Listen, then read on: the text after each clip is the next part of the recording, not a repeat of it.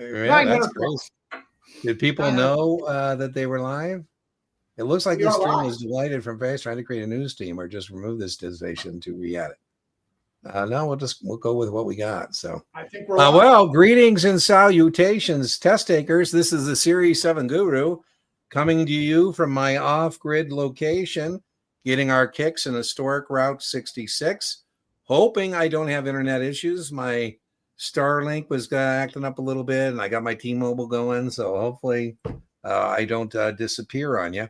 And we always have our very special guest, Brian Lee, managing member, Test Geek Exam Prep, to join us. And so I wasn't sure if he would make it this evening, but I'm always glad when he does. So some housekeeping, and then we'll get busy answering any content questions we can for you.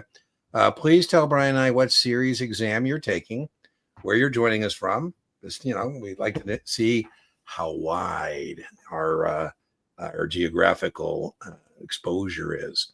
We have some India. I've had a whole cohort of Brazilians joining us, and really fun.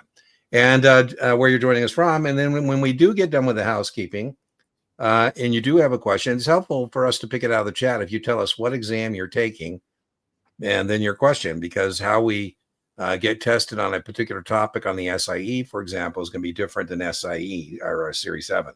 It's not necessary, but it's helpful. If you're looking for a free supplement to your paid study materials, nothing better than my YouTube channel. It's completely free. I've organized the channel on series playlists. So you find your series exam. For example, if you're taking the 66, you'll find the first playlist is a podcast episode Brian and I did, our series, where we give you a nice overview of that exam. People ask, well, what order should I watch? Well, that's why it's called Playlist 1. And then people ask, well, what videos should I watch? There's one that says, watch this first. But it's a buffet. Yeah, you take what you like, leave what you don't. You can do it any way you want.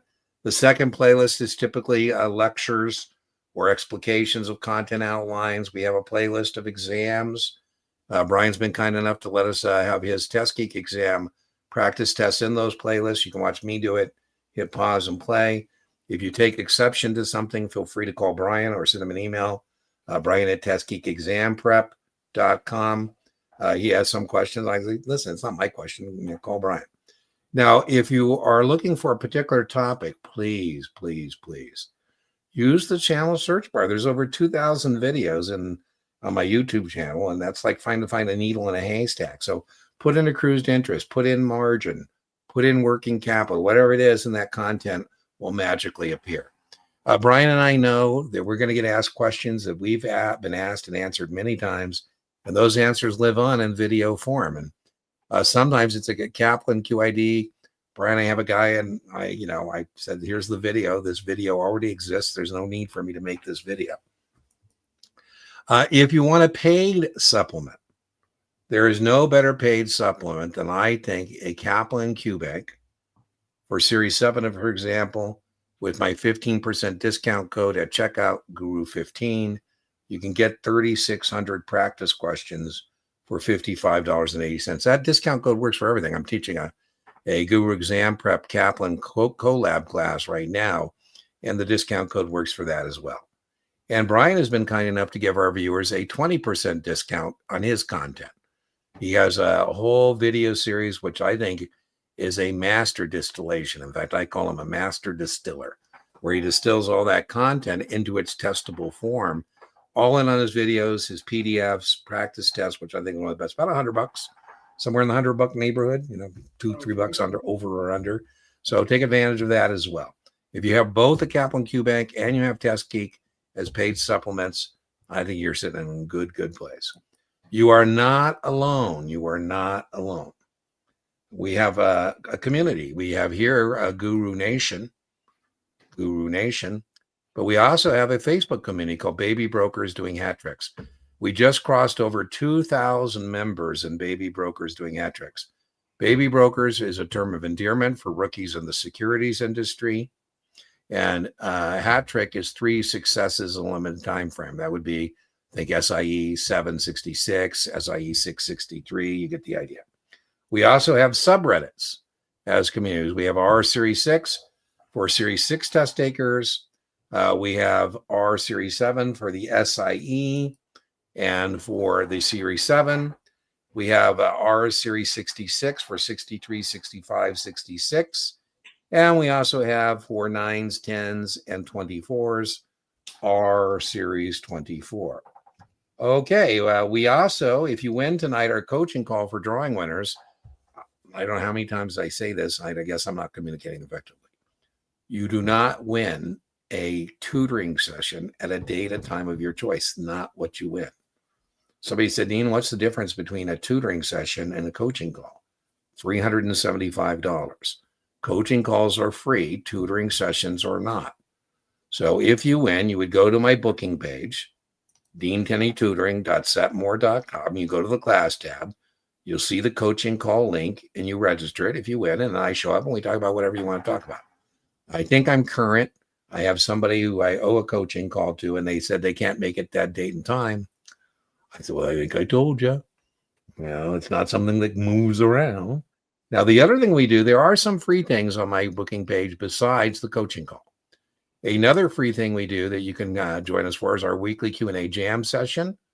That's free, and that's for anybody who wants to join us. And there I have a digital version of Brian's whiteboard. And there's some things that lend itself better to that session than this particular session. We also have a book club. We did She-Wolves about legendary ladies in the securities industry, the first ladies to come in the securities industry and their challenges. We did Michael Dell's memoir. Our selection for the next meeting is 1929 by Aaron Sorkin. I like all of his stuff. He's most noted for writing Too Big to Fail, one of the best books about the financial crisis.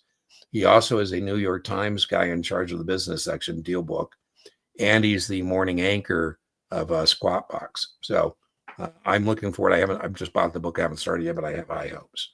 I do teach collab classes, as I mentioned, with Kaplan. If you'd like to join me for a Series 66 class, we're going to be doing that November 17th through the 19th. Okay, so let's see what we got going on in chat. Let me get rid of that. Boom, boom, boom, boom. And let's see what we got going on. Looks busy. Series 7, Chicago. I love it, V. Chicago's a great, great town. Uh-oh, you don't know what exam you're taking. It says Series 7, and then it says SIE. Don't be sorry, because I bet that's going to be the first leg of your hat trick. And that will be the second leg of your hat trick. Then maybe a third. Series 7, Charlotte, North Carolina. I love Charlotte. Both Brian and I have taught classes there. And I don't know if you're at Vanguard. Vanguard has a campus in Charlotte. Don't tell the other crew members. Charlotte's my favorite Vanguard campus. They are so nice. They're so hospitable. The other campuses, not so nice, not so hospitable. Michaela, I taught so many classes at Schwab and Vanguard. And Vanguard, particularly the security is pretty tight. And I said, this is kind of ridiculous that, I have to be escorted to go to the bathroom or go to the mess to get lunch or something. And so I had a Vanguard ID badge that would badge me in and badge me out. And I got that in Charlotte. And getting a Vanguard ID badge is harder than getting a U4 filled out.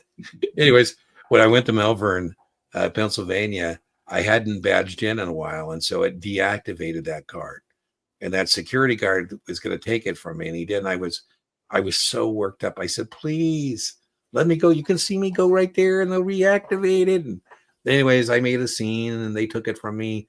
And then I was in Scottsdale at Vanguard and I made it back to Charlotte. And she's so sweet. I guess I made the rounds, Brian. I didn't think I was making as big a scene as I was, but I must have, because I got there and she handed me a new badge. She goes, hey, Dean, I heard you're flying around the country giving people a hard time. New York, love New York as well. General Securities Principal in the house. Well, soon to be General Securities Principal. Micheline, I hope I'm pronouncing that correctly. Welcome, Denver, Colorado.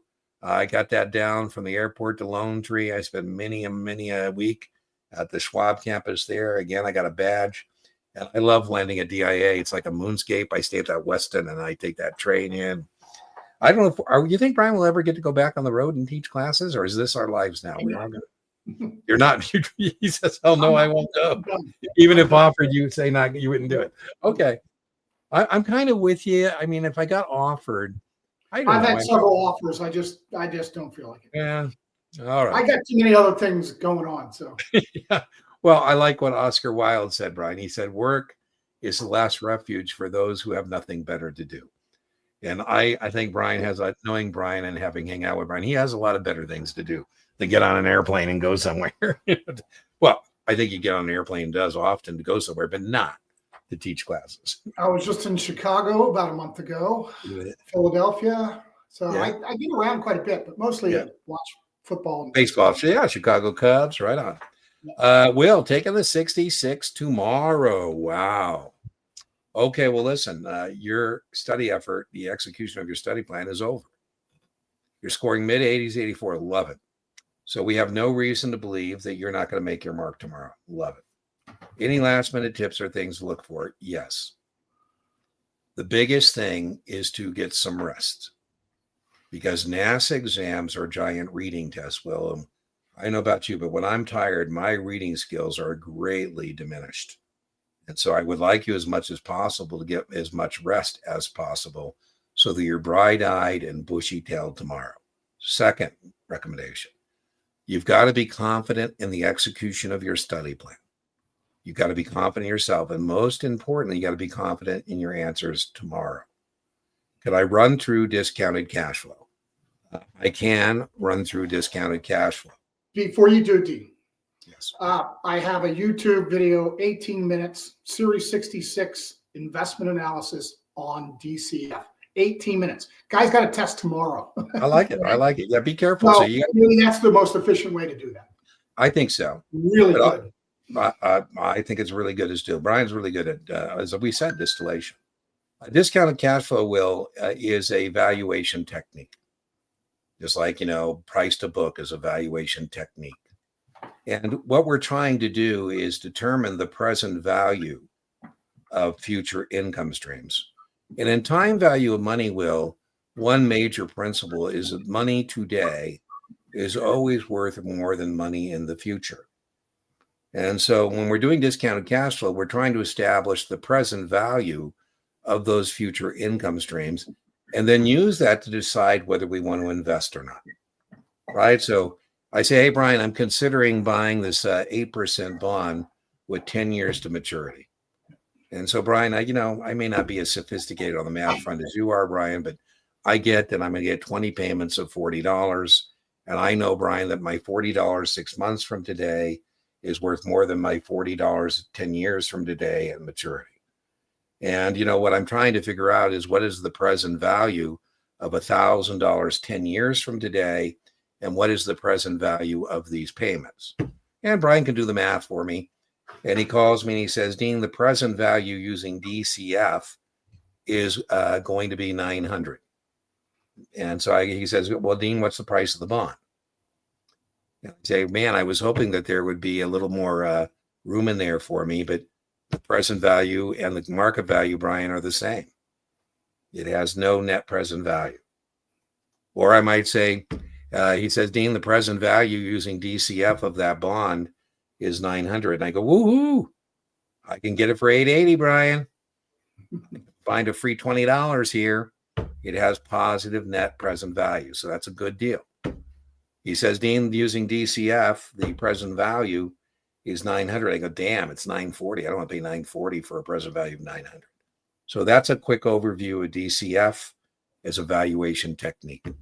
The internal rate of return, I think of, Will, is the bridge from present value to future value, right? If I say, hey, Will, if you invest in this private equity fund, $10 million, and this private equity fund gets a 20% internal rate of return, the future value of your 10 million will be 25 million.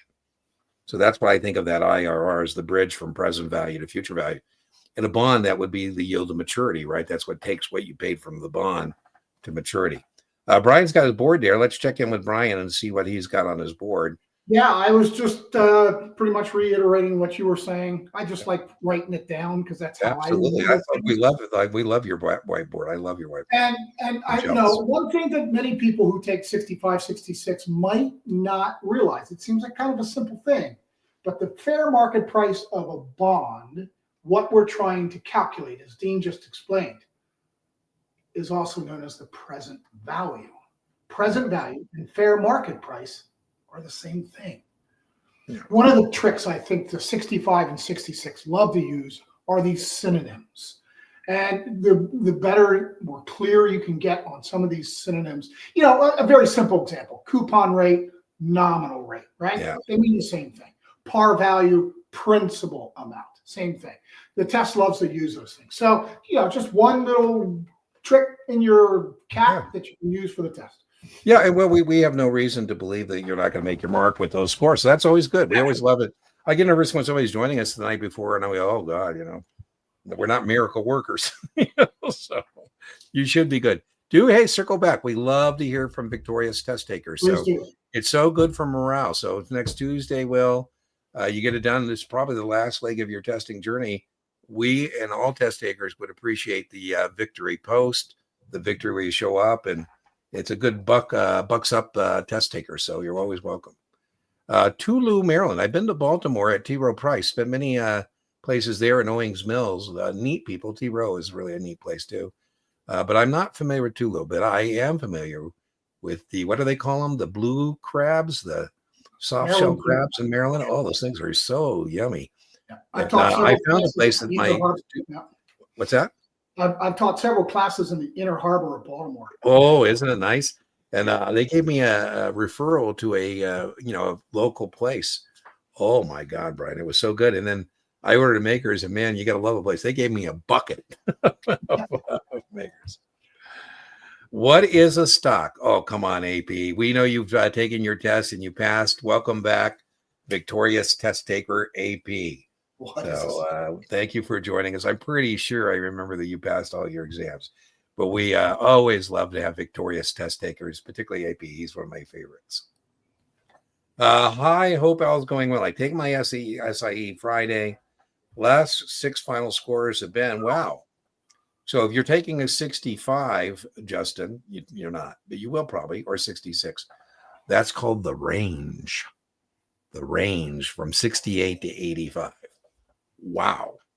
And if we were looking at those scores, I like those scores. I like that we started with a 68 and now we're in the 87, 79, 85. I think that's fantastic. Like some help on Reg T.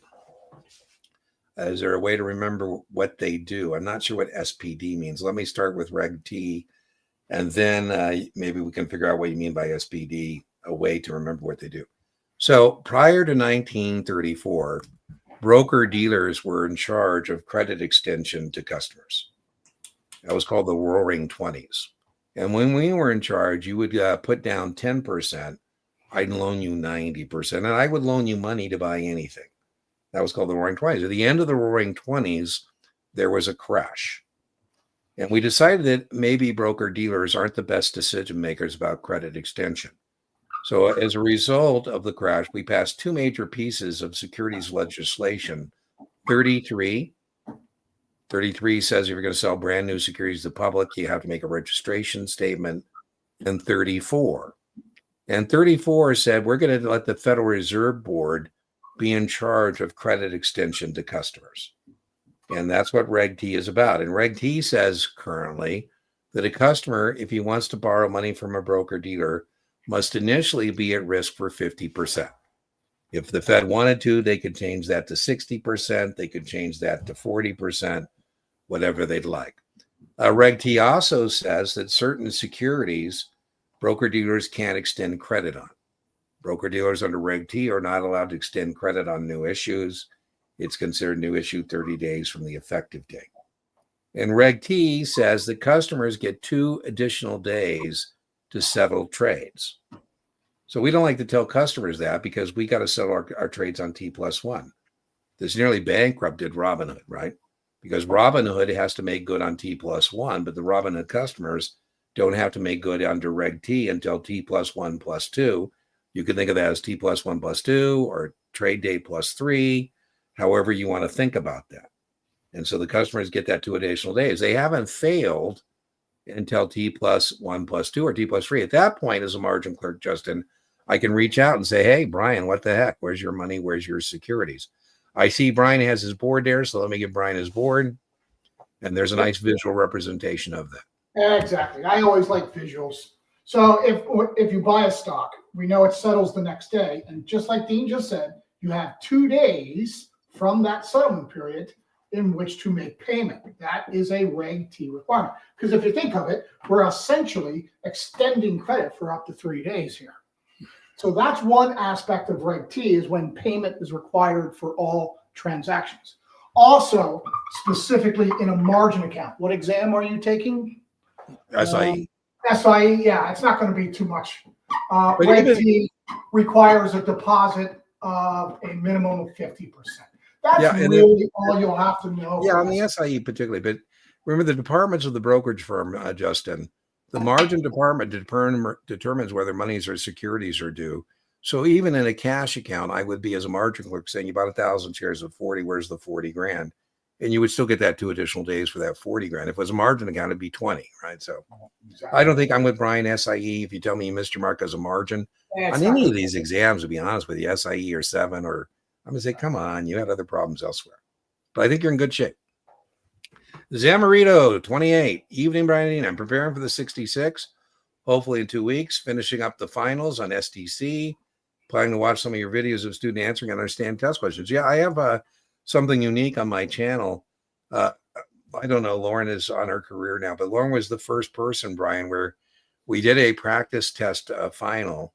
We always have recorded with permission for you to keep your recording of your practice test with me on a shared screen file. And she said, well, Dean, I think that other people would find this, instead of you watching you do it and hit pause and play, maybe watching another test taker like me. I go, oh. And I was really surprised. She gave me permission to put that up. And people seem to love the version of test takers taking the test with me more than they like just watching me hit pause and play, right? No surprise. And I have a young lady, she too gave me permission. And she's funny. She said, Dean, my video has more views than any others.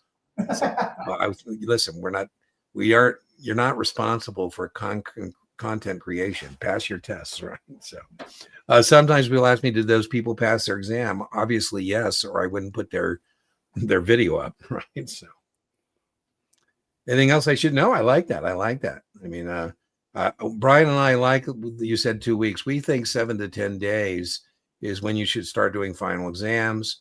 It looks like you are executing a well thought out study plan. So I'm not worried about you. I like what you're doing. I would just say, keep matriculating. All right. I love it. With another victorious test taker in the house. So thanks again. We always love people coming back and visiting. Series 7, I always mess up NAV calculation. Well, Edward, I don't even think you're going to have to do that on Series 7. I think that would be a test prep vendor. But it's assets minus liabilities divided by number of shares outstanding. I think more testable, Edward, is that we have to do it at least once per business day. And more testable, we are always doing business based on the next calculation of that, called forward pricing. I do, Edward, have some tutoring replays on mutual funds. I have the best one, I think. It's a 2-parter, and you can find that in the replays. Just put in mutual fund, and I do go over calculating NAV in that tutoring thing. I don't think you're going to have to do on the test. What do you think, Brian? Calculating NAV? No, not calculating NAV, no. I think you might have to know what it is and what's it about, but I don't think you have to calculate. Let me throw this at you. On the 7, might we have to calculate a pop at a lower sales charge? Well, I do, Edward, think there are 2 scenarios that are very testable. And, what I say about math is we cannot be fumbling around with math that we should be prepared to do as a matter of routine. So, Edward, there are 2 scenarios that I would be prepared mathematically to solve, not this NAV. But when given the NAV and the public offering price, I would be able to calculate the percentage sales charge.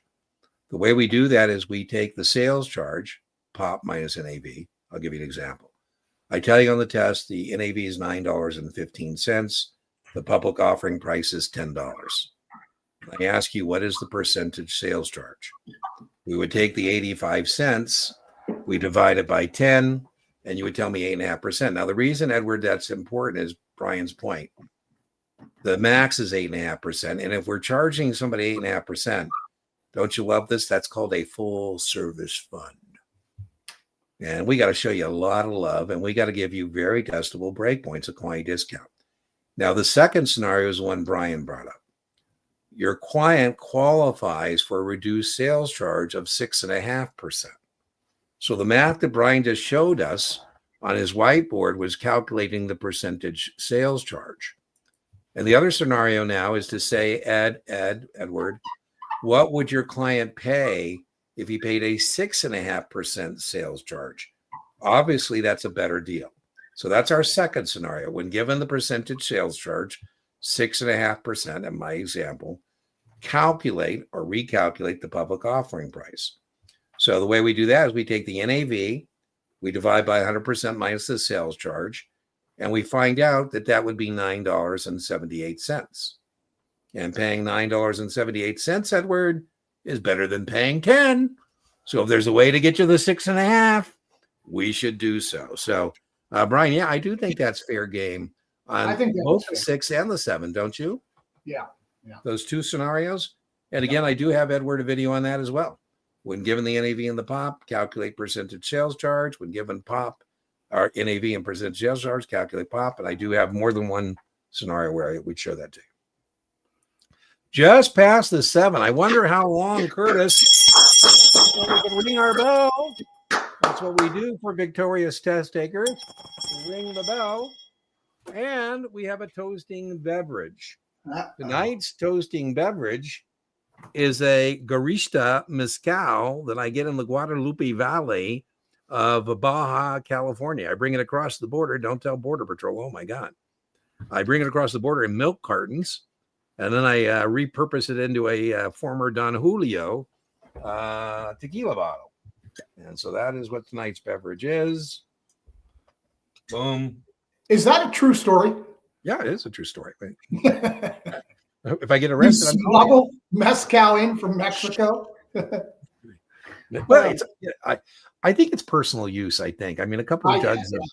Probably not above some certain limit or something. Same thing with the Cuban cigars, Brian. Personal use. Okay. Right? You're allowed to bring back personal use. If you're doing personal use, it's not doing enemies doing business with the Foreign Enemies Act. Under the 66. Woohoo! Columbus, Ohio, a Buckeye in the house. Well, thank you. Thank you so much. AP's just having fun. A yield table on CMOs. Remember, Series 7 AP is assuming we're going to be retail stockbrokers. I know a lot of us are not, but ride the horse in the direction it's going. And for those of you who are taking the test, there's very limited questions on CMOs. You know, we need to make sure the customer understands that they're not buying proportion ownership in a pool of mortgages from Ginnie Mae, but rather what they're buying is a derivative. They're buying a cascading cash flow from a pool of mortgages, an entirely different proposition. And the French word for that slice is tranche. You know, if we give something a fancy French name, we can charge more for it, right? You know, if I call it snails with butter, I'm not getting much for it. But escargot and beurre, now we're talking. And the whole point of carving up that mortgage pool into various cascading cash flows is to allocate the interest rate risk. We don't have a credit risk in a CMO because the thing we're carving up are Ginnie Mae mortgages, which have the full faith and credit of the United States Treasury. But if Brian and I both put 50 grand into the same Ginnie Mae pool, boring. We have the same risk and reward. So we can now say, what would you like? Would you like to be at the front of the line in the cascading cash flows? More predictability, less risk? Would you like a pack? That's the test question. Or would you like a tack? Would you like to take more risk for potentially more reward? Would you like less predictability, but more risk and hence perhaps more reward? A tack, targeted amortization class. These guys, men and women, AP, are in structured finance. And they just love this kind of thing of carving these things up. And I saw, Brian, a guy who is in this business. He says, I just carved a mortgage pool into 186 tranches.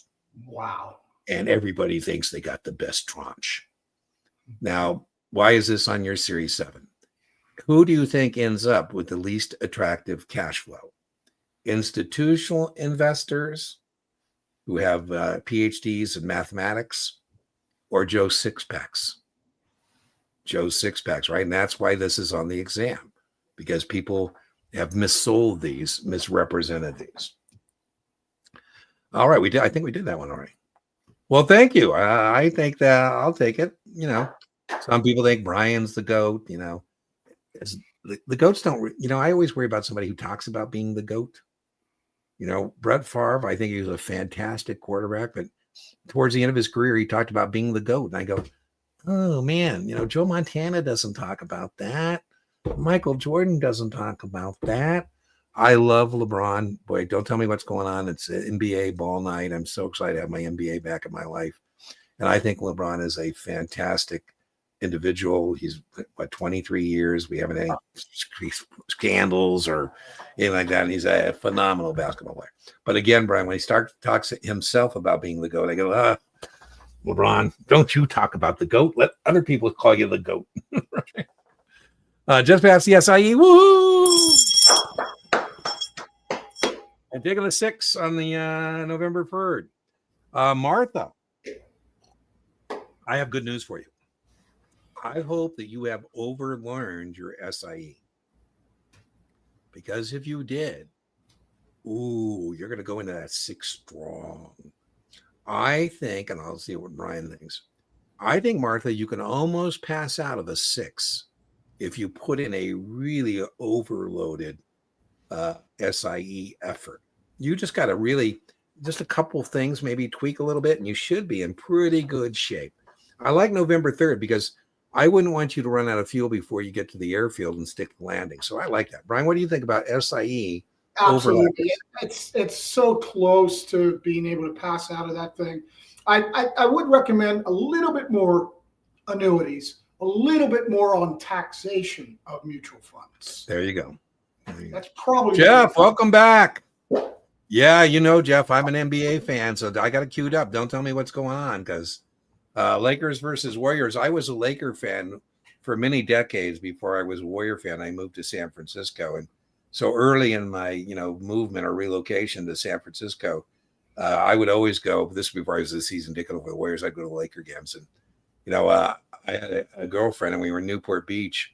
And, she was such a control freak. And it just made me turn into a 3-year-old. She says, Dean, why don't we sit here? I go, why do you care where we sit? She's giving the moderate hard time. And anyways, we sit down. And I'm getting ready to say, man, can't you just relax?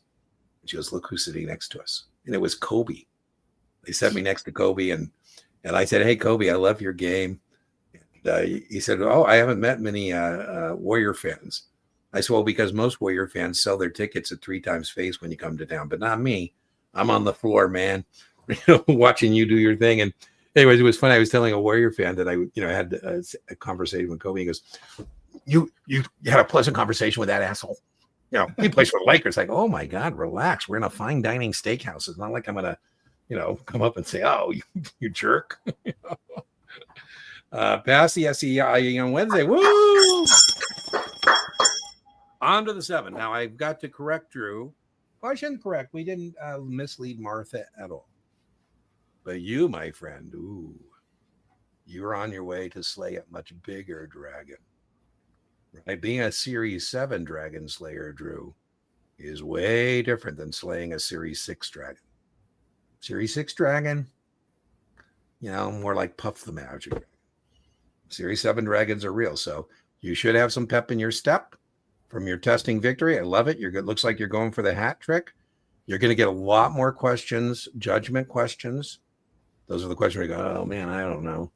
You're going to get a lot more questions on options and munis and mutual funds. And so there's going to be, I still think, Drew, you should execute the best study plan for the 7 you can. So it'll put you in good shape. You don't go in the 7 wobbly, but it's a much different deal. Oh, you don't have a sponsor. Okay, well, then go for it. What do you think about this, Brian? I call this Plan B, Drew. So let's see what Brian thinks. A 63 and a 65 are the equivalent of a 66. Neither of them require a 7. So who knows, Drew? You might, with a 65, be able to get a job at a fee-based investment advisor without any kind of another exam. You don't have to be an agent of a broker-dealer to make the 65 operational. And what I would say is that Brian and I think the 65 is very difficult. And I sometimes refer to it as a baby 7. And so, Drew, I don't think the effort you would extend in executing a study plan for 63, 65, and by the way, 63 is the same content, is both 66 and 65 on laws and regs. And so I might suggest you consider that. What do you think, Brian? Is it you like that my recommendation? Or yeah, if we don't have an idea of who we're going to work for, I think that 65 might pay off in far more different situations than the 66. Because just like Dean said, you might get with an advisor that doesn't even require a 7 and therefore a 66. So I think the 65 might have some more intrinsic value. Oh, there you go. And the other thing I like about it, Drew, is you're going to get the investment part. I mean, it's a little different angle how they test on it, but I don't think you'd be doing any damage to a 7 study plan by executing a 65 study plan. That's right. Can you explain UIT for 65? It's the same question for every test. Unit investment trusts are a fixed portfolio professionally selected assets. A fixed portfolio professionally selected assets. And what follows from that is that they have a lower cost structure. You know, I always joke, Jeff, there is a problem with having monkeys harvest bananas, and the problem is they eat the product. Right. And so here you're not having a portfolio manager. The largest single expense mutual fund is the investment advisor. Be careful. It's the largest single expense fund. The sales load is not paid by the fund. It's paid by the client. So that is what you need to know. It's a fixed portfolio. It's passively managed, and therefore it has a lower cost structure and more tax efficiency. Period. Full stop. Low probability could be there on any of the exams. Brian, anything you would add to that? It's an open-end management company with a fixed portfolio. There you go. There you go. No And by the way, if you were looking at that Investment Company Act of 1940, that's how it would break down. You have to identify yourself as a face amount certificate company or a UIT or closed or open-end. The vast majority of the questions are distinguishing between open-end and closed-end funds. Right. Hello, Omaha, Nebraska. Failed the first attempt, taking the second. The day before Halloween, need some tips on variable annuities. Variable annuities, don't tell your compliance officer of what I'm about to say, because you might get me in trouble. But variable annuities are mutual funds with insurance wrappers. They're mutual funds with insurance wrappers. You know, so that means you need both the insurance license and you need the appropriate securities license, 6 or 7. And variable annuities are really good for people who are looking to add to their retirement. They've already funded all their other retirement vehicles through their employer, their IRA, and we've referred to variable annuities as a non-qualified retirement plan. Non-qualified means you're not getting it through your employer. It's not sub to ERISA. You're putting money you've already paid taxes on, and that means you have a cost base. And I like Brian's picture. So here, this client has invested $20,000 that he's already paid taxes on. He's going to pick a separate account. That's the mutual fund. So, you know, in a fixed annuity, the money you invest goes into the insurance company's general account. But in a variable annuity, you are assuming the investment risk and it's going into a sub account or a separate account, a mutual fund. And you would pick whatever sub account or separate account speaks to you. And then hopefully that money grows tax deferred. That's pretty cool. And when you're 59 and a half, you have a lot of choices. So how much money is in there, Brian? I can't see your board. It looks like you got a little. 20,000 is our original cost basis. What's in there now? And then I don't know, make up something. 50,000, I guess. Okay, so here we go. 40,000 gain. Yep. Yeah. So now the test question is, we take a distribution. We can take a random distribution. We can annuitize. We have a lot of choices. And if I take a random distribution, I call Brian. I go, Brian, what do I got in my variable annuity? He goes, 50. I'm 59 and a half. I say, Brian, send me the 20 I originally put in there. He goes, nah, not Dean, sorry. It's last money's in, first money's out. So, you know, if I send you the 20, it's part of that 30 and you owe taxes on it. I go, damn. I say, hey, Brian, it's been in there over a year. Do I get a long-term capital gain on that distribution? No, never, ever, ever. There's no way you're ever taking a distribution from any kind of retirement plan, qualified or not, that is going to qualify for capital gain. it's going to be taxed at ordinary income tax rates. He said, well, damn, Dean, I wish you would have told me that because I could have bought like a mutual fund and held it for more than a year. I go, oh, my bad. Right. So there's a nice little overview. You said you're testing next week. I have a great video, Joshua. I'll link it to it on variable annuity. Just put variable annuity in my search bar, and you will find 2 or 3 lectures, tutoring replays, and examples of the question Brian just walked us through. How can I improve a 68 on my second attempt? Well, Adam, I think the way to improve is to first do an intellectual debrief and say, where were the areas you were weak in? Right. And bring those up to par or above par. And then make sure you bring everything else that you were good at, that you keep that where it's at. So that's how you would improve. Now, very rarely does somebody who goes to the cave to slay the dragon get a 68, and the next time they go in the cave, don't slay the dragon because they got a good look at them. We don't think, Brian and I, 68s are knowledge deficit. We think it's some other variable, changing answers, bad day, whatever. That being said, when people miss the second time, so I would just warn you, a lot of times it's because they're preparing for the last draw they got instead of the independent random draw they may get the next time. Right? Like I've had people, I got no margin. Oh, this time I got 4 or 5. So the other thing I'd warn you is not to study for your last draw. Even though I want you to bring those things up to par or above par, make sure you're prepared for any new draw. I'm wishing for you, Adam, a dream draw. Everything that shows up studying, ooh, but we got to be prepared to take down a face of death draw too. Your thoughts on that, Brian? Absolutely. And again, I like taking the printout from your scores. Yeah. Because that can identify where some knowledge deficits might be.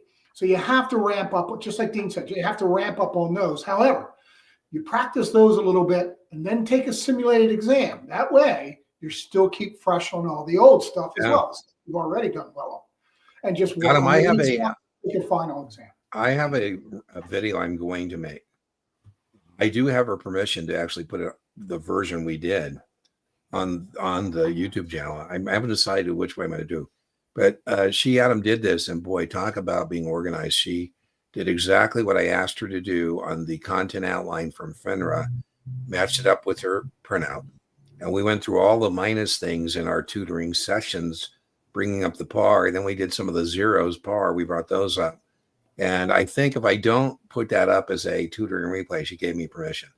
But if I don't, at least I'm going to show her document. I'm going to make a little video about a retake and say, I have a podcast episode with 5 recommendations about how to respond to this misfortune. And this is step number 1, and show you how she responded to the step number 1. And boy, I think she's testing Thursday. I can't imagine she's not going to pass. Passed 7 yesterday. Woohoo! On to the 66. Got passed. Perfect. And Test Geek, you are set. I love it. Yeah, Pat, I'm surprised he's here. I thought he'd still be more in mourning. I mean, I feel sorry for Brian. Don't go. I don't feel sorry for Brian. I just Seattle in general, because Seattle is such a great fan base. They are such supporters of their local teams, and I knew not only was Brian, going to be sad. I thought, oh my God. I did tell Pat, I had a friend named Clarice, and I told Brian this. She used to drive me nuts because she knows my teams. She knows I'm at the Warrior game, and, we're crushing somebody like, 30 points. And she'd send me a text. Oh, you got it. I said, Clarice, you are such a cooler. Please do not ever talk to me during the game. After the game, tell me what. So I told Brian, I was watching the game and I didn't text him because I didn't want to be a Clarice and say, hey, Brian, you got it, buddy. No. Taking the 65 on Thursday. I've been averaging mid-80s. Love it. Do you have any suggestions where I could prioritize time? Well, Brian and I think the 65 can be very challenging in terms of that because there's not as much of a narrative thread to it as some other exams. But I would say focus, Nathan, on disclosures and unethical business practices on the law and reg side. I would say on the investment side, make sure you're comfortable with performance measures. What would you add to that, Brian? Anything? Yeah, I'll say this to everybody, 65 and 66. Know your damn balance sheets. Know your balance sheets. Yeah. Know your current Nathan, assets from your fixed assets and your current yeah, if you put that in liabilities. there, if you put into my channel search bar, fundamental analysis, you can see me walk through a balance sheet in 2-3 replays. You can watch me do it by myself. But Brian, you're correct. I mean, I just had a guy today and I felt bad. I think, Nathan, on the balance sheet, the best way to do that is think of your own personal situation. And it is testable on 2 levels, right? I say, Nathan, for me to do a really good job for you over time, I need to know a lot about you. And so what I'd like to do is take a snapshot as of October 21st, 2025, of where you're at before we begin our financial journey. Could you tell me about your assets, current assets, cash, or things you plan to turn into cash? Could you tell me about your long-term assets? Things that you don't plan on turning cash 12 months. Could you tell me about your current liabilities, things you plan on turning or paying within 12 months? Can you tell me about your long-term liabilities, your mortgage, your car? And what I'd like to establish is your net worth. That's the classical balance sheet equation. Assets equals liabilities plus net worth, or liabilities minus assets minus liabilities equals net worth. In a company, that's called shareholder equity, the net worth. And then Brian's point, I think of my personal situation, working capital. Brian, it's embarrassing. And I've told Brian, when I was a young man, I didn't care at all about liquidity in my finances. I would be fine to go somewhere and not have any cash in my pocket. But now I crave liquidity. My current assets minus my current liabilities, Nathan, is my working capital. Right. And what is the effect on my working capital? Well, I get commission checks still overriding royalty interests. And when I get paid from one of those relationships, my working capital goes up because my current asset cash comes up. When I pay a liability, my working capital goes down, right? Because I've got an asset. My net worth doesn't change because I got the same, it's a wash on that point. So if you can put it in that current ratio, current assets divided by current liabilities, I don't want to have to sell my inventory. I'm going to make a video, Brian. I got permission from my cigar lounge guy to make a video at his cigar lounge about inventory and LIFO versus FIFO. Does Steve sell the cigars he bought first that are in the humidor, or is he selling the cigars last? But, in terms of liquidity, if I were talking to the guy who owns the cigar lounge, I said, well, listen, you don't have to sell your cigars if you don't want to pay your bills. So that would be acid test, quick ratio. So Brian's absolutely right. Know those. And then solvency. Solvency is, how much of our capital, equity, and debt comes from debt, right? Leverage. So yeah, I think that definitely. When you're testing, Thursday. I think you could firm balance sheets up in tomorrow. Right, that's tomorrow, basically, right? Series 10, sales supervisor in the house. Boy, Series 10 is a real slog. How many do you expect on ratios and equations for 66? I think 2, 3, 4 max. What do you think, Brian? That's exactly right. Not mathematically, computations, but the inputs and outputs that come from those formulas. Yeah, wow. I think further, how many on ADV? Well, Form ADV Part 2 is very testable because that serves as the brochure, the disclosure document. So I wouldn't say Form ADV as much as I would say, well, yeah, all the disclosures, that's a part of it. I wouldn't worry about Form ADV Part 1 as much as I'd worry about Form ADV Part 2. 2A is about the firm, 2B is about the people. What do you think about the Form ADV being testable? I think it's testable, right? It is. It's not a lot. I have a really nice one-pager on Form ADV. Kind of cuts down to 16 pages of text. Are you offering once again a free? Hey, did anybody take you up on that? Did you get some requests for that cheat sheet? Every day for the last 47 months, I passed. Well, no, but you said I thought you offered it again last Tuesday, didn't you? I did. Yeah. Definitions. Was there a spike in your requests again? Yes, there was. Okay, well, John, I'm interpreting Brian offering another freebie to our viewers. Yeah, the Form ADV is an easy one. Okay, like so Form ADV, what do you call this? A cheat sheet? What do you call it? Just a one pager where it just got a name? Just a one pager, yeah. Okay, so one pager. So there you go. It's actually pretty good. Brian, remember too, has a free YouTube channel too. So not everything does he charge for. He's not a greedy bastard. He's got free stuff too. right? so take him up. By the way, his email, if you want to accept his offer for that, whatever we're calling that thing, Yeah, it's just the Form ADP1 ADP. page, just send Brian an email at brian@testgeekexamprep.com. And I get it. I haven't seen that one, Brian. I've seen your cheat sheet, but I have not seen the Form ADP. Yeah, so I'll have to check that out myself. I'll send it to you. I'll send it to you. Cool. I'd like to see that. Let's see, where are we at? Now I lost my place. Ooh. How can I improve my 68? We did that. Series 10, we did that. Yeah. There we go. Elkhart, Indiana. I think IN is Indiana. Boy, Eric, your Colts are looking good. Eric, I do see you participating in our Facebook community. Thank you so much. I think I've seen some answers you provided to some of our community members, and I like them. So thank you so much. I try not to, if somebody else can answer a question in our Facebook community, I appreciate it because, that's, helpful. So I think that's you. If it's you, thank you. What did he pass? Oh, well, there we go. Thank you, Brian. Brian says, get on with the cocktail. All done. Oh, man, Eric. Well, listen, I get it. We come into your life for a reason and a season. The reason is to help you pass your exams. The season is how long it takes.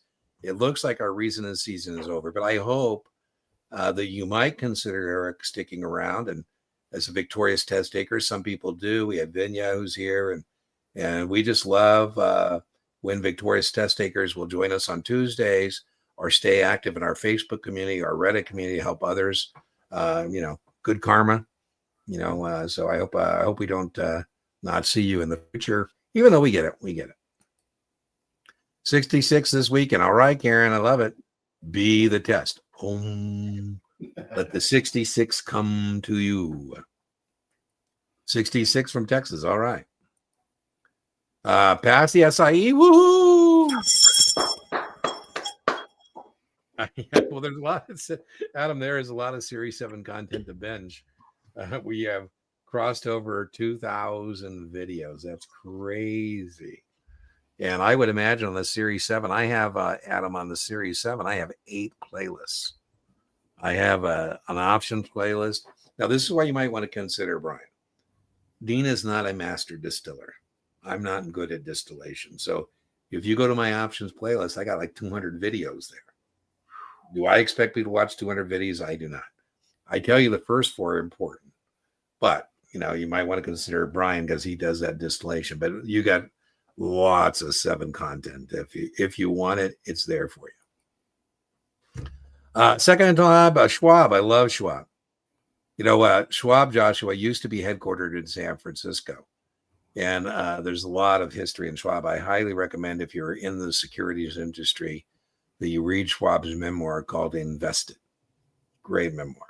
Anyways, Joshua, what would be funny in San Francisco, Schwab would be having lunch and people would come up to him and say, oh, you're that guy who plays Chuck Schwab on TV. And he'd say, no, I'm not the guy who plays Chuck Schwab on TV. I am Chuck Schwab. So people really don't sometimes think that he really exists, and he does. My other favorite story, Joshua, is that in the old days of Schwab, they would have what's called Market Storm. And Market Storm at Schwab would be where everybody who's registered gets on the phone to help clients, including Chuck. And so in those days, Chuck would answer the phone. Hey, Brian, Chuck Schwab, how can I help you? And Brian goes, no. I go, yeah. So I think 7, keep your job. Yeah, if you're Schwab, you got to have a 7, man. You got to have a 7. So I think you're going to do it, Joshua. Make sure as much as possible, the fear is a powerful motivator, but don't let it overwhelm you. You just got to execute your study plan and find those points. You didn't tell us what you got.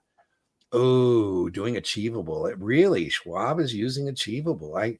That is shocking to me. Are they using it as a supplement or is their primary? Because I have no issue with Achievable as a supplement on the Series 7. I have a huge issue with it as a primary. You haven't told us our practice test scores, and here's my issue, Joshua. Achievable has too much variance in practice test scores to the actual exam. Brian and I have had people take an Achievable practice test and get like an 80, and then take a Kaplan or a test key practice test and get like a 65. And that's just not good. It's not good to have that much variance in those practice test scores. So I would be interested in knowing what that practice test score achievable was and what your Series 7 score is. And what a kudos. If Achievable has landed Schwab as a corporate customer, I'd be very, very impressed, because I don't know of any broker-dealer of any size that uses Achievable as their primary vendor. I certainly wouldn't. Hi, Dean and Brian. I'm from Florida, taking my 65 for the fourth time next week. Ugh. I'm constantly mid-70s, low 80s in Kaplan. I took Brian's exam, got a low 80. Well, I think those scores reflect that, but knowing it's your fourth time, the thing we'd be worried about is, are you memorizing questions and answers rather than understanding content? And so did you get a low 80 on Brian the first time you took it, or is that the second time? So that would be my caveat. I do think those scores reflect making your mark this fourth time, but I am concerned that, maybe you're memorizing content and not understanding concepts.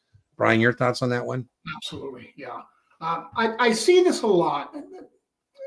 Believe it or not, for the 65, I see people with multiple test taking, third time, fourth time, fifth time, right? And just like Dean says, you got to be careful if those scores are not memorizing Kaplan's test questions. Perhaps if your test is next week, maybe get STC QBank just to kind of change it up a little bit, just to get a little variance there. Yeah, I'm with you. What do you guys think of an 86, 87 or positions that would utilize it? Well, Erica, it depends on your job function. If you're going to be a research analyst, well, then, yeah, you got to take that exam. The 86 is about the valuation of equity securities, and the 86 and the 87 is about regulatory framework. Eric, I had a legendary research analyst, and he had to go take his exams. He had been grandfathered. These exams didn't exist forever. And Harriet is somebody I've done business with for a long, long time. And Harriet called and said, Dean, he's gone to class. He's used other tutors. Could you, help him? And I said, well, I don't feel good, Harriet, tutoring a guy on an 86, 87, but I'll tell you for free, I'll call him and I'll talk to him and just see where he's at. And if I think I can be helpful, I would certainly be more than happy to help him. And come to find out, Eric, nobody had shared with him, and this is how important these are, right? The content outline of what he's going to be tested on. And so he was just doing these test prep vendor questions and had no clue how that linked to the actual exam. Easy fixed. He passed his exam. So my answer would, what firms would use this? You would be thinking here of Morgan Stanley, UBS, Merrill Lynch, Goldman Sachs, Jefferies, all those firms, those major firms. We sometimes refer to them as bulge bracket firms, would have a research department and research analysts, and there'd be a head of the research department. That's a totally different career path. My favorite, Eric, and you can check out his book, is Andy Kessler. Andy Kessler was the head of tech research at Morgan Stanley, and then he set up a hedge fund called Velocity Capital. He still writes editorial pieces for the Wall Street Journal, and I think he's a fantastic guy. Check out his book called Running Money. And it's really good because he talks about being an analyst at Morgan Stanley as well as running his hedge fund. Take my 65 on Monday. Don, we got to get you through this. I just want to clear money supply up and down. Okay, well, let's do that first. If there's money supply goes up, there's more money available, and you shouldn't have to pay as much for it. And so interest rates go down. Right. And that's done through open market operations, primarily of the Fed. When the money supply goes down, there's less money available, and you might have to pay more interest, more rent on it. So let's start there. And a lot of people don't understand that when the interest rates go up, it makes the dollar more valuable. And when the interest rates go down, it makes the dollar less valuable. So exports and imports. I, Don, like a strong dollar, because I am a U.S. importer. I import scotch. I import tequila. I import blue sapphires from Thailand. That's a blue sapphire from Thailand. I import Swiss watches. That's a Rolex. And I like a strong dollar because I can buy more stuff. So when the dollar is strong, test question. U.S. imports go up. The trade deficit goes up. and our exports become less competitive because Caterpillar is going to have to sell the D8 or D10 or whatever for more pesos. Now, I told you I don't like when the dollar gets weak, and right now the dollar has been pretty weak. And the reason I don't like that as a U.S. importer, because that means I get to buy less tequila, less scotch, less blue sapphires, less Rolexes. So when the dollar is weak, U.S. exports, U.S. imports decline, right? Dean's going to buy less foreign stuff. And that would help the trade surplus, right? Because I'm buying less. P.S. It also makes U.S. exporters more competitive, right? Because now they need less pesos, less euros, yes, yen to pay for the plane. I think of Boeing, right? Is what I think about. Brian, you got your board. I love it. You were always so good at the visual representations. There we go. I'm right? just following exactly what you say. And this is how I teach. For those of you who don't have my stuff, I always do these visuals. Yeah, there you go. Especially this importer export stuff is on the 7. It's on the 65. It could be, I don't think it's on the 66. And so, just do a quick little reference, money supply, interest rates, the value of the dollar, and its effect on imports and exports. Yeah, and then the thing about the money supply, the thing about the money supply, Don, too, on your 65 and SIE, that's called monetary policy. And you should definitely know the Federal Reserve Board is in charge of monetary policy. And you should definitely know that too much money chasing too few goods is bad. That's inflation. And too many goods and not enough money, that's bad too. That's deflation. And so the Federal Reserve Board, Don, has a dual mandate. Well, the mandate we're concerned with as it relates to 65 and SIE is price equilibrium or price stability. The Fed wants to make sure there's not too much in the economy, too little in the economy, just the right amount of money. The other mandate is full employment. Now, as it relates to the money supply, their number one tool test question is open market operations, where the Fed buys and sells government securities. So you asked me about the money supply. When the Fed is buying government securities, the money supply goes up, right? Because the securities are coming in and the money's going out. Right now, the Fed has been shrinking its balance sheet. And so when the Fed is selling government securities, the securities go out, the money comes in, the money supply contracts and has the effects that we just diagrammed and talked about on that whiteboard. All right, let's see what's next. We're coming up on our close today. So we're Patrick 2 weeks ago. All right. Love it. All right. Reason of the season. Love it. Building your endurance. Well, Dylan, I have some people in my Series 7 class, and Carol, I was saying, man, Dean, I'm just burned. I'm paraphrasing. I forget what she said.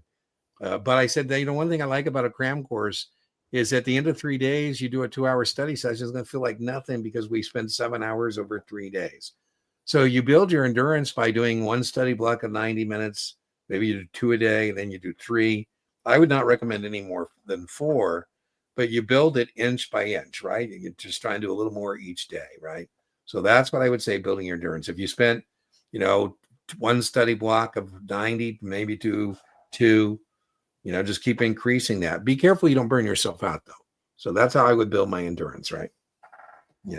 Brian, how when we hire back in the day, Brian and I would hire, new teachers and supervise them. And I think sometimes they would underestimate how much energy is required to stand on your feet for 3 days and with Brian's whiteboard and deliver a class. And, how do you do it? Well, one day at a time, right? One day at a time.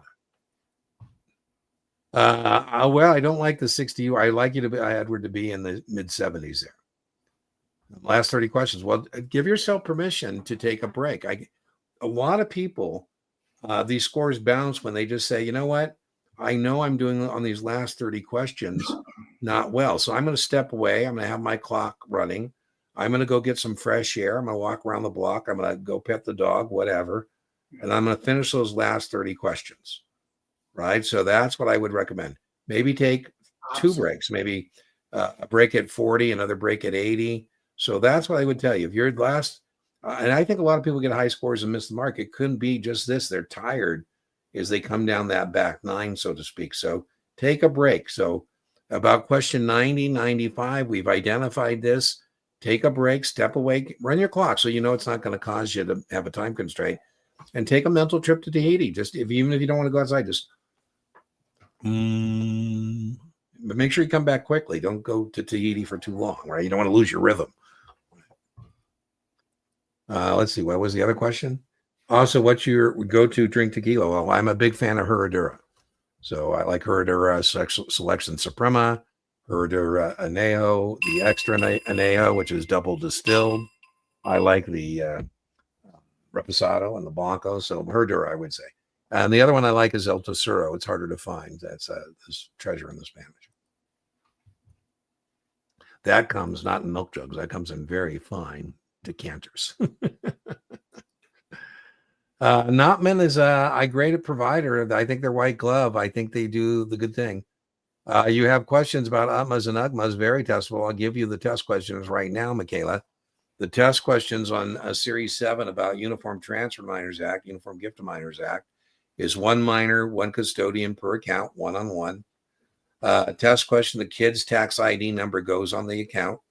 Very testable.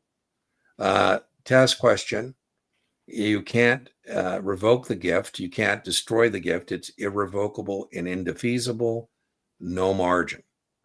I don't think you'll get tested on UGMA. I don't know of anybody who still uses UGMA. That's Uniform Gift of Minors Act. You re-register the age of majority, 18 or 21. Almost everybody uses UTMA, and you could stipulate of the age 25. All of these are test questions, but good news, Michaela, they're aim and shoot, point and click questions. It's simply stuff you know or you don't know, and that's why you really want to be strong in customer accounts, because almost all the customer account questions are aim and shoot, point and click. Like, do you know in joint tenants with rights of survivorship, the decedent share goes to the surviving party? Do you know in tenants in common, the decedent share goes to the estate or beneficiary? Your thoughts on that, Brian? Yeah, that's exactly right. They're point and click, maybe 2 or 3, depending on which exam it is. Yeah. Trouble with options. Well, who doesn't? No, I'm joking. Right. So if you're doing tomorrow, Vane, you just got to go with what you got. So, Vane, remember tomorrow, a lot of your option questions aren't strategies. They're simply aim and shoot, point and click again. Like, how does the OCC assign exercise notices randomly? How do broker dealers do it random, FIFO, another fair method? When do options expire? 11:59 p.m. Eastern time, third Friday of expiry month. Data 15, when does the option agreement have to be back? Disclosure document, that's the D. Account approval, that's the A. First trade, that's the T. Option agreement back within 15 days of closing transaction. So at this point, that's what you got to do. A Sharpe ratio, Don, is just again, recognition question. You know, in modern portfolio theory, not a way of truth, just a way of explaining things. A more a theory can explain, the better that theory is. And so maybe Don, a customer has a beauty contest between Brian and I. You can do a beauty contest or a bake-off. He says, listen, gentlemen, I'm going to give you each of $1 million. And I want you to create a portfolio, and whoever has the highest return wins the rest of my business. And so Brian is foolish enough before we go to the meeting to send me a copy of his portfolio. And so when we get to the meeting, it looks like it's a tie. Brian has a portfolio now worth $1.2 million, and I have a portfolio worth $1.2 million. And the customer says, well, gee, it's a tie. I say, it's not a tie. I'm the winner. He says, why are you the winner, Dean? I said, because I got you more return per unit of risk. My portfolio has a higher Sharpe ratio than Brian's. So the Sharpe ratio is measuring the unit of reward per unit of risk. And that's how it's tested, just knowing that a higher Sharpe ratio is better. I see that Brian has his whiteboard out. Just going over what you said. Again, remember we talked about synonyms. Be careful. Here's another one. Oftentimes they will use the refer to the risk-adjusted return. That means Sharpe ratio. And just like Dean said, how much return do we get? That's supposed to say standard deviation per unit of risk. The more return per risk, the better. Okay? Don't forget, risk-adjusted return is the same thing. It means Sharpe ratio. Yeah. Oh, Brian, are you getting all kinds of condolences for your Mariners? Oh, man. I'm averaging 75 passes. I'm sorry. Should I tell everybody that I had tickets to 2 of the World Series games next week? Yeah, it's My out there wife and now, I were Brian. just so It's out excited there. that we're And finally he got a was chance to go to the World Series. and he was actually sending all the positive vibes he could. I think it would have worked, Brian, if it wasn't in Toronto. I think sending those positive vibes, they probably had a field over the aura of the Blue Jay field to keep the Sierra Mariner fans from. I'm not much of a baseball fan, but I know Brian was so looking forward, Eric, to going to the World Series Can you imagine? with his home team. Oh well. As I told Brian, it looks like the team's coming back. So, and boy, they started out so hot, man. I mean that. Yeah, I think you're okay, RJ, because past perfect are bigger jerks than the real jerks. So I would imagine your score is going to go up a little bit. Give you thank you for all your posts. Pass the SIC. Woo! On to the Series 7, second leg of the hat trick. Yeah. Looks like we're running a little over, Brian. We'll do the drawing here in just a sec. Okay. Past the 63, studying for the 7. Where do you start? Grayson, start on playlist 1. Says start here. It literally says start here.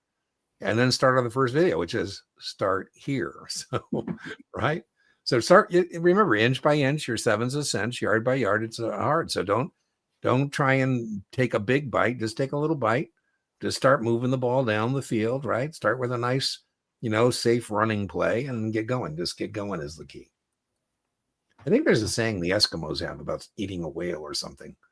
I'll have to research it. They have a saying about how do you eat a whale or something, like one piece at a time, right? I think that's great. Well, CE is very testable on NASA exams, Eli. You need to know 12 hours, 6 hours on ethics, 6 hours on products. You can't roll it over. You can count your BD product CE as part of that, if you're assuming you're an agent, broker, dealer. What you add? I was just going to say, can you roll over any of your CE? No. You can't bank it, basically.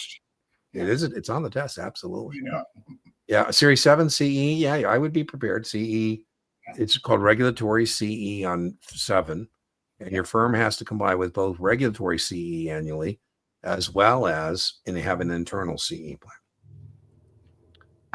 And I thought Reg T in your lecture where it was 1,500. Well, no, that's a different thing. That's not Reg TV. That's a FINRA requirement. That's not Reg T. FINRA, the SRO, has a minimum equity in a new margin account of 2, not Reg T. FINRA. And you're right. That's in my video, and I don't call it Reg T. I call it FINRA. And I give you all kinds of examples of that. Can I address incentive stock options and non-qualified? Can, Eli? If your employer offers you either version, take the ISOs.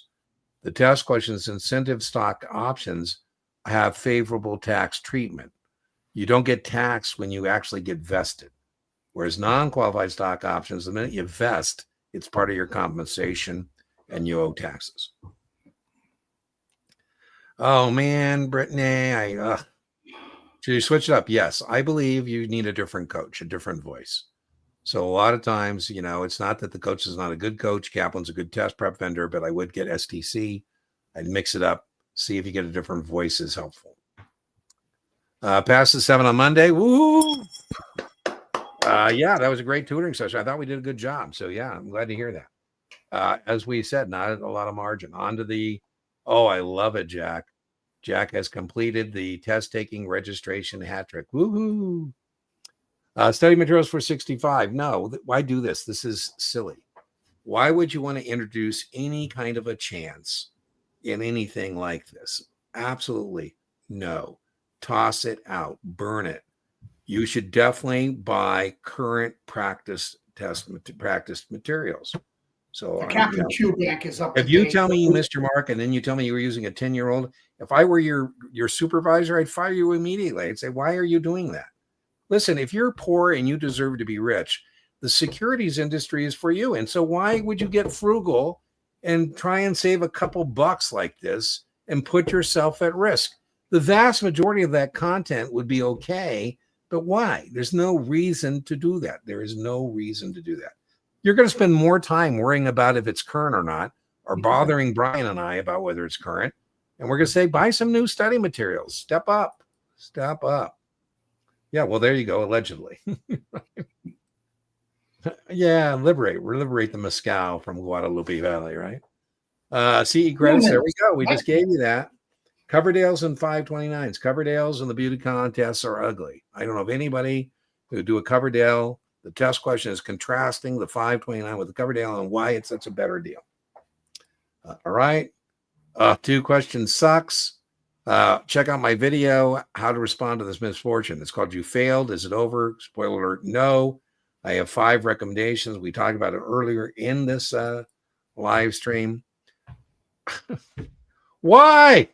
Why would you do such foolish things, RJ? No, it is not possible to pass the 7 with SI material. I'm more worried about your judgment and why you would even think that's you would entertain such an idea. No.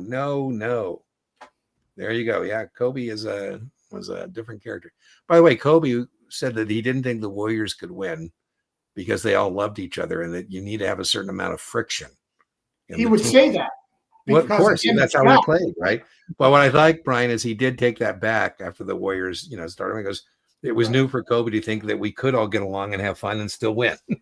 So they're not reading these comments because it's not part of their live chat. Oh, I don't know. It's interesting. All right, Brian, I think I apologize here. Let's look if we got anything else.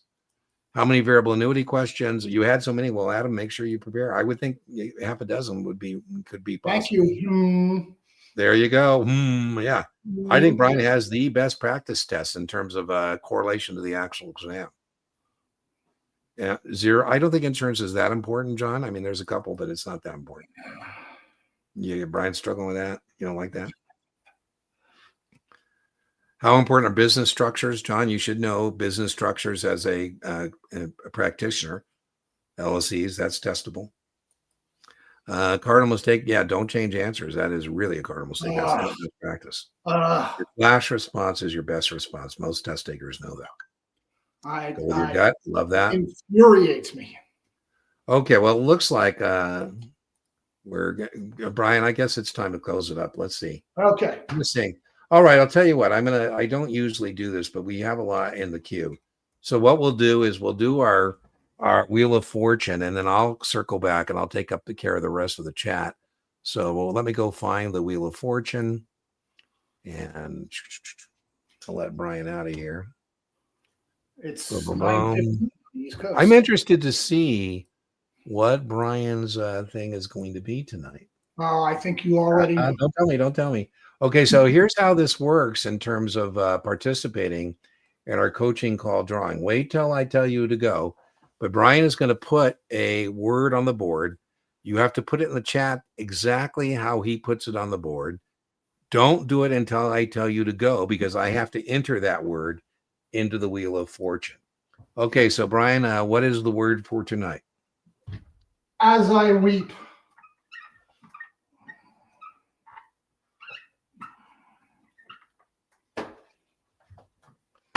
All right, so now you can enter that into the chat, and we will do the drawing. And if you win the drawing, remember you win the coaching call.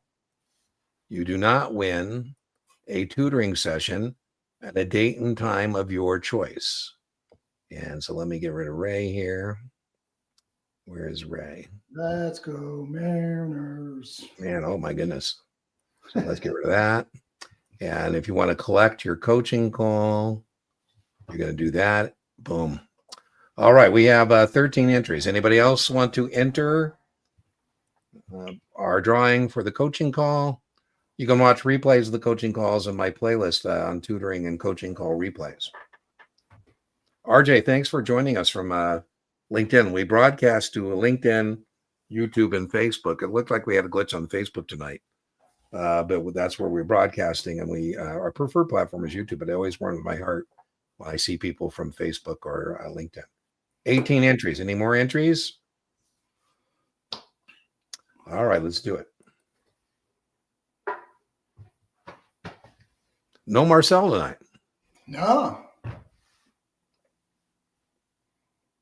All right, there you go, Jacques. So, Jock, go to deantenneytutoring.setmore.com. There'll be a coaching call link. And I might move that because the guy who was already one last Tuesday said he can't make that one. So maybe I'll move it. But that's where you find it. All right. Brian, thanks so much for participating. We always appreciate having you around Good luck, to help everyone. us with these things. And we feel sorry for your Mariners and go drown those sours. There's always next season. And now you have the NBA season to look forward to. I don't think you're as big. Are you more of a baseball guy than an NBA guy, right? Yeah, I'm not. I like college basketball. I'm big college basketball. Okay. All right. Well, that's coming up. So that might make it. All right, Brian. Thank you so much. All right. Now let me go find where we left off, and I'll answer any remaining questions that people had. I'll do my best anyways. So boom, boom, boom. Where did we leave off? Yeah, I did that one. Okay, Joshua. We did that. Same. We did that.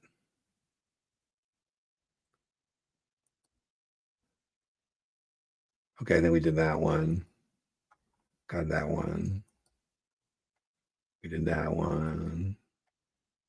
Yeah, and I remember that 10 years. Oh, that set me off. That one set me off. There we go. We're coming up close. Oh, I like it, man. That's a sign of resilience, right? That bodes well for your future in the securities industry. We did that one. Yeah, he does works hard to kind of, make sure that his exams simulate what you're going to see.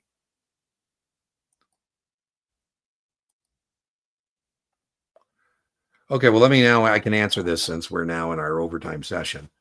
What do you get asked about in terms of business structures? You should know that a limited liability company, LLC, has members, not shareholders. They're still owners. But the reason I would have an LLC, for example, Guru Exam Prep LLC, is so I can have a flow through of the profits or losses, but not have unlimited liability. Sole proprietorships are the easiest business structure, form of business ownership to set up and dissolve, but test question, they have unlimited liability. And again, we might have a sole proprietor as a client, and suitability would be based on that sole proprietor. C Corps are for raising large amounts of money, right? We're going to have capitalized. There's no such thing as a corporation that isn't capitalized with the issuance of common stock as a minimum. And again, C Corps as a client, the suitability would be based on the corporation. What is the corporation's investment objectives? And then an S Corp is another flow through vehicle. And the test question here is you can only have a maximum of 100 shareholders, and none of them can be non-resident aliens. So that's the test question there. Don't change answers. That's just really bad.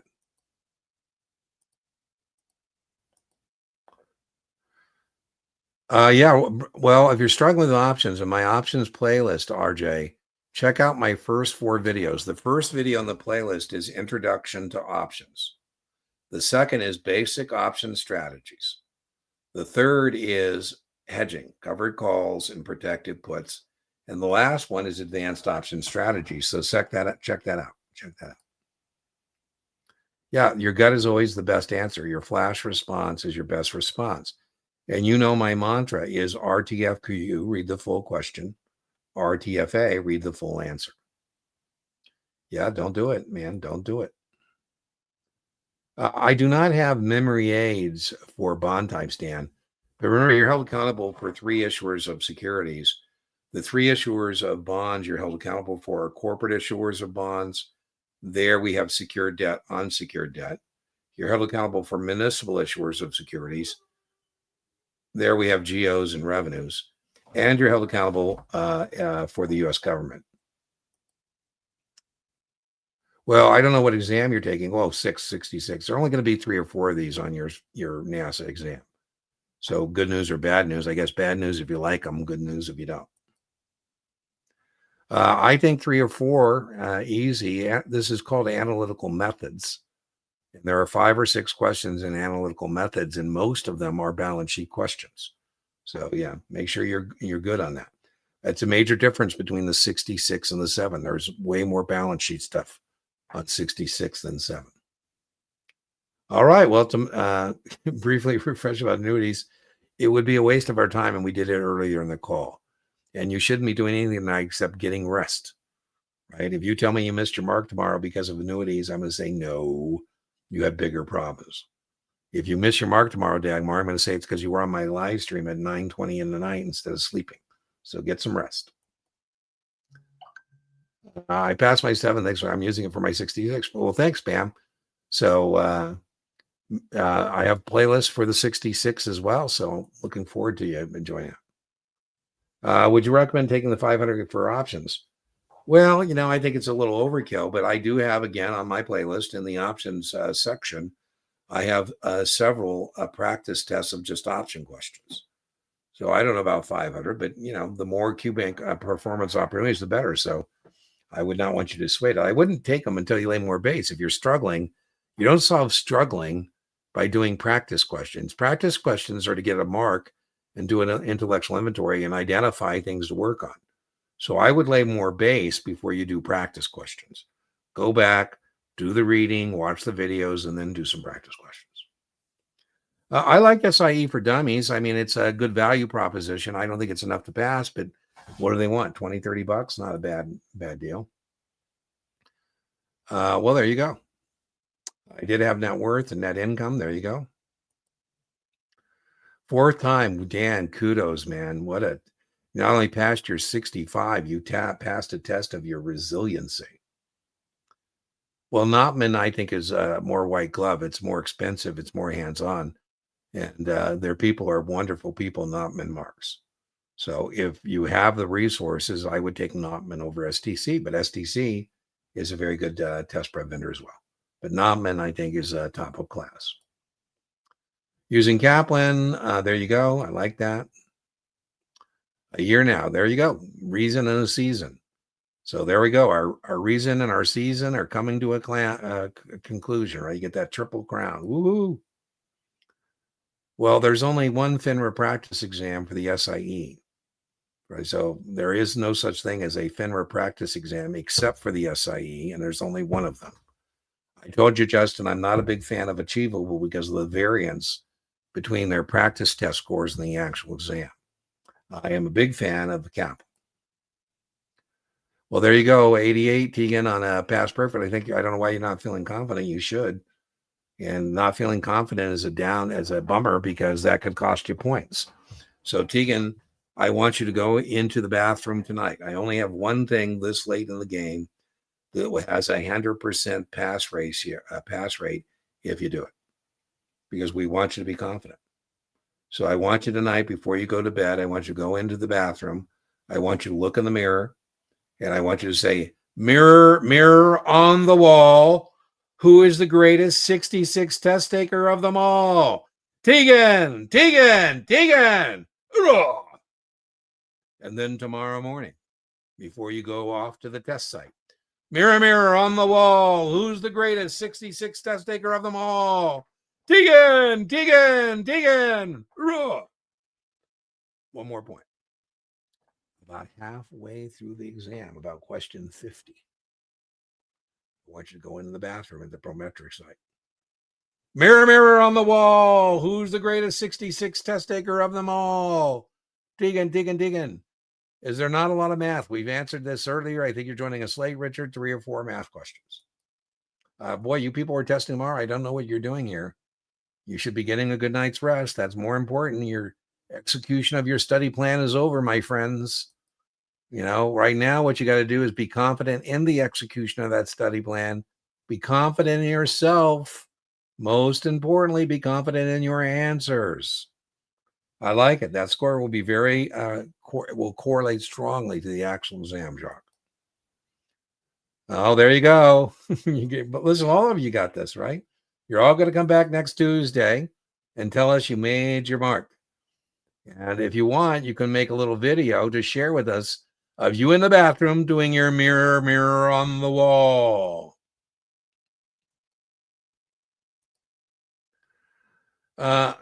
Well, Joshua, this is funny. You said Schwab used FX, and earlier you told me Schwab used Achievable. I don't know where this is coming from. Oh, as a supplement. Okay. So, I don't like either Exam FX, and I don't like Achievable. If I were a test taker, I would burn both of them. On my understanding, that Schwab is using Past Perfect now as their test prep vendor, and I would supplement with Kaplan. Yeah, buy the Kaplan Q Bank. It's $55.80 with my Guru 15% discount. I think you should invest the $55.80 in the Kaplan Q Bank. That's way better than Exam FX and way better than Achievable.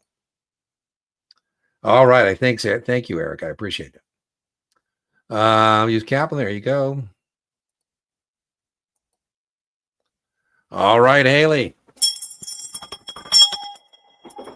Oh, and I guess I'm going to get to drink some more mezcal, our toasting beverage this evening.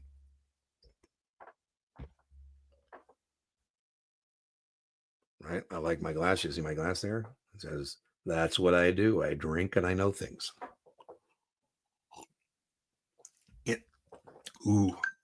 And very fortunate for me. The things I know, people are willing to pay for.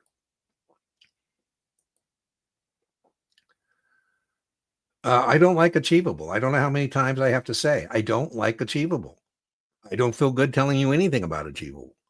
I think their Q banks suck in terms of variance. So I'm not on the Achievable bandwagon. It's like a cult at Achievable. I know that Ken Finnan loves them and Michael Weiss loves them, and Achievable loves them too, but I'm not a fan. They know I'm not a fan. Michael Weiss said, "Oh, you should stop saying bad things about Achievable or they're going to sue you." I go, they know where I'm at. Bring it on. Bring it on. Phil, by the way, I'm a big fan of Brandon Ritz, who's their former subject matter expert and who wrote their content. I'm a little concerned about what happened to him, because I'm wondering, well, if they lost their subject matter expert, who's in charge now of that content? Because Tyler and those guys have no clue about this shit. Excuse my language. I don't know if that, Ken is doing it on an ad hoc basis or, what.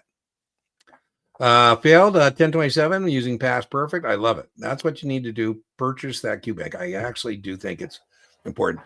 Past Perfect is too fat. Exam FX is too skinny. And I think Kaplan is just about right. So having that Kaplan Q Bank will help you confirm test issues, confirmation or non-confirmation. So big fan. All right. So it looks like I'm caught up. Those words are drawing. Let me see if there's anything else. Okay, we got a couple more here. 1 point. Oh, that hurts. Any particular tips? Yeah, I have a video called "You Failed. Is It Over?" The spoiler alert, the answer is no. What I want you to do is go get the content outline.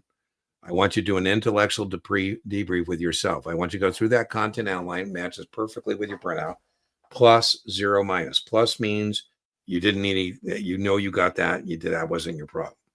Zero means you're at par. Counterintuitively, we're looking for the minuses, things you want to bring up to par to pass the next test. And then remember, the draws can be different, so we got to make sure we're bringing up the caboose. Well, exempt transactions is a verb, how we're selling a security. Exempt securities is a noun, it's a list. Now, I think people get in the weeds on this. How do we register securities? If not, why not? How do we register broker dealers? If not, why not? How do we register agents of broker dealers? If not, why not? How do we register investment advisors and investment advisor reps? If not, why not? That part of the exam, most of those registration test questions are about investment advisors and investment advisor reps. And so how we register security through qualification or coordination, it may be 3 or 4 questions, and that should be our default. When do we use coordination? When do we use qualification or coordination? And then if not, why not? It's an exempt security, again, a noun. It's a mutual fund. It's federally covered. It's a treasury security. It's a municipal security. Or how I sold it. It's a private placement. I didn't make more than 10 offers. Right. So I don't think, Connor, there's an easy way to wrap your hand around NASA exams. But I would tell you, exempt transaction, what's behind it is the way I'm selling it. I'm not making a public distribution. That's an exempt transaction. An exempt security is simply a list of securities that we don't need to register through qualification or coordination. The big ones there would be munis and treasuries. Yeah, there's a lot of income to be made. Yeah, absolutely. Oh, I don't know. It just depends. I'm probably the wrong guy, Eric, because I come from an era that no longer exists. But you can't be in the securities industry for a lengthy period of time and not make a good living. I mean, because I was joking earlier, Eric, about the monkeys and the bananas, right? So we're the monkeys harvesting the bananas. So,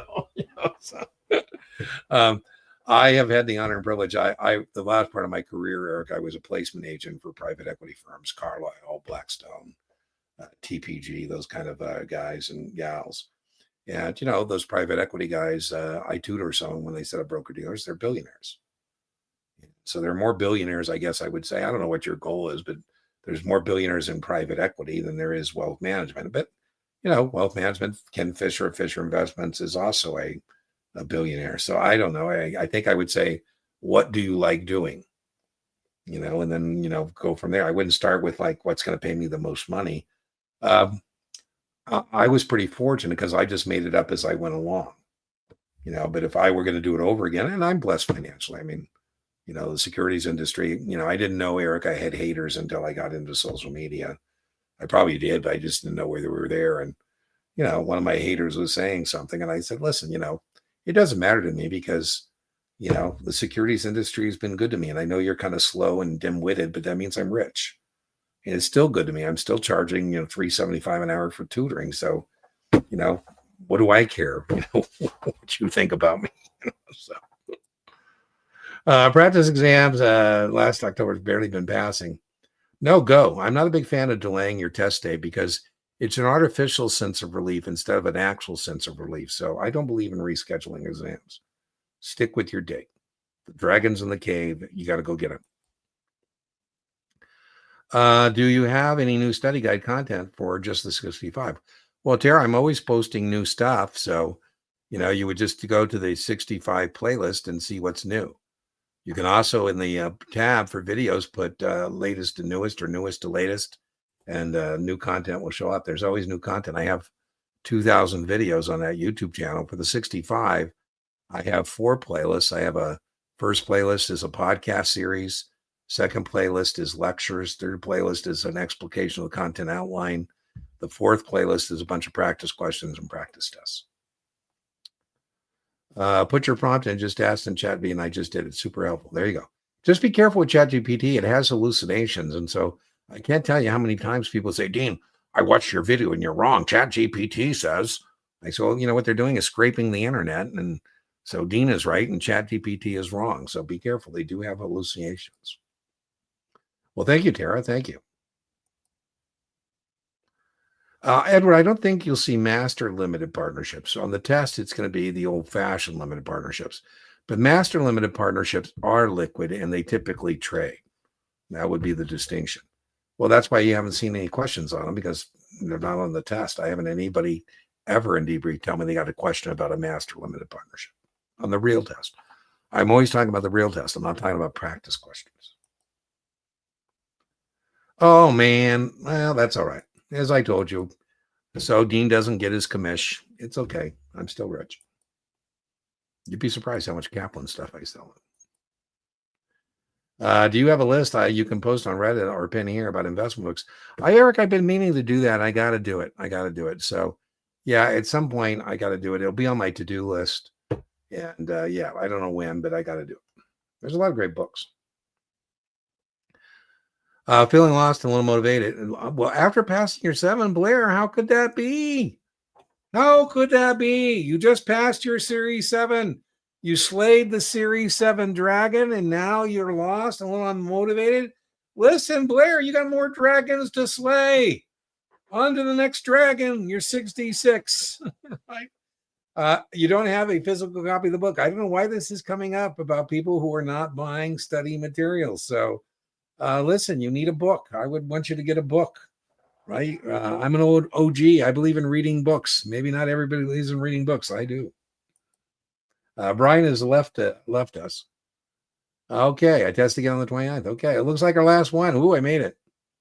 No worries, no worries, no worries. That's what we're here for. Okay, well, remember, inch by inch, your exam is a cinch. Yard by yard, your exam is hard. As my friend Brian says, you take the test. Don't let the test take you.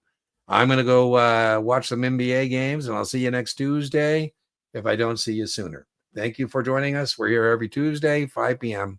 Arizona time.